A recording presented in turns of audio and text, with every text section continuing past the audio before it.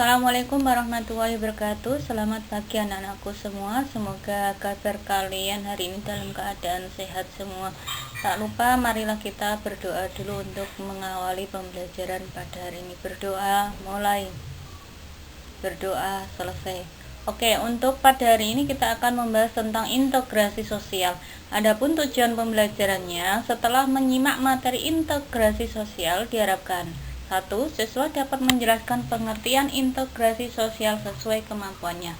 2. Siswa dapat menjelaskan syarat terjadinya integrasi sosial sesuai kemampuannya. 3. Siswa dapat menjelaskan faktor pendorong terjadinya integrasi sosial sesuai kemampuannya. 4.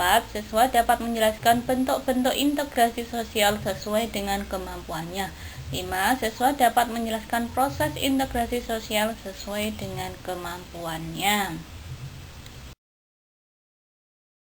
Untuk memahami tentang integrasi sosial, marilah kita amati gambar berikut. Nah, gambar ini adalah merupakan contoh perpaduan dua kebudayaan yang berbeda.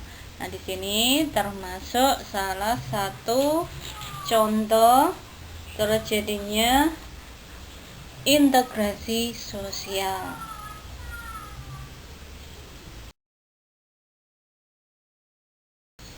Integrasi sosial adalah proses penyesuaian unsur-unsur yang berbeda dalam masyarakat sehingga menjadi satu kesatuan. Unsur-unsur yang berbeda tersebut dapat meliputi ras, etnis, agama, bahasa, kebiasaan, sistem nilai, dan lain-lain sebagainya.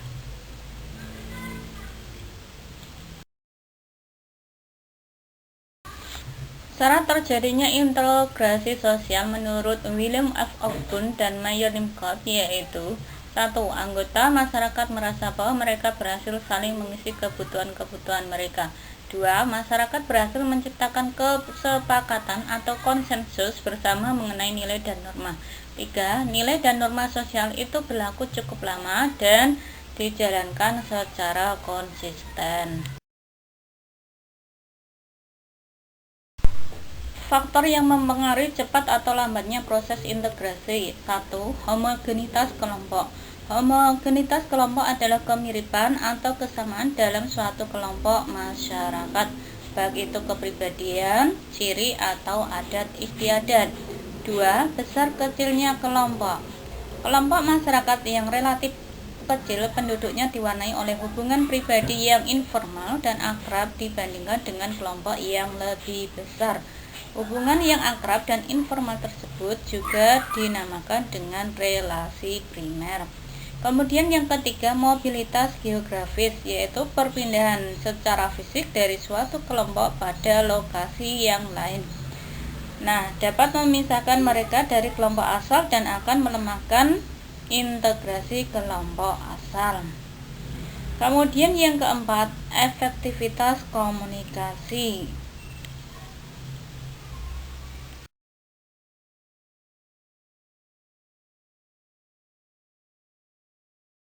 Faktor-faktor pendorong integrasi sosial meliputi: 1. Adanya toleransi terhadap kebudayaan yang berbeda. 2. Adanya kesempatan yang seimbang dalam bidang ekonomi. 3. Adanya sikap positif terhadap kebudayaan lain. 4. Adanya sikap terbuka dari golongan yang berkuasa. 5. Adanya kesamaan dalam unsur-unsur kebudayaan. 6. Adanya perkawinan campuran atau amalgamasi.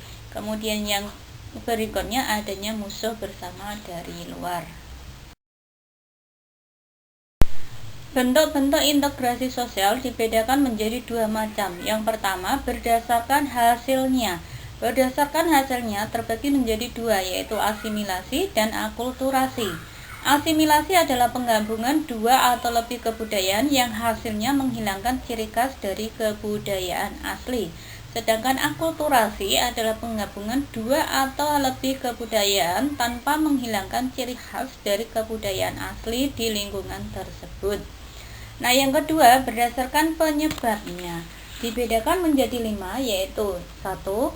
Integrasi normatif, yaitu integrasi yang terjadi karena norma-norma tertentu yang berlaku dalam masyarakat secara keseluruhan.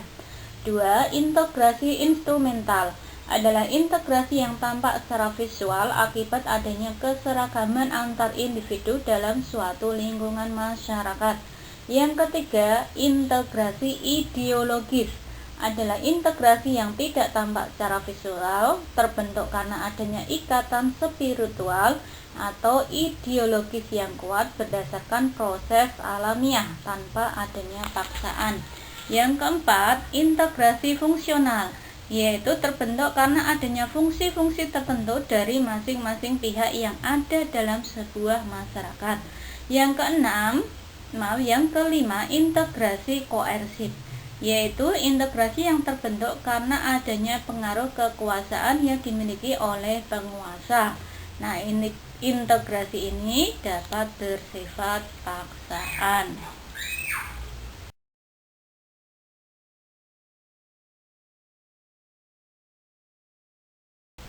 Tahapan dalam proses integrasi sosial meliputi 1. Tahap interaksi, 2. Tahap identifikasi, 3. Tahap kerjasama, 4. Tahap akomodasi, 5. Tahap asimilasi, dan 6. Tahap koordinasi.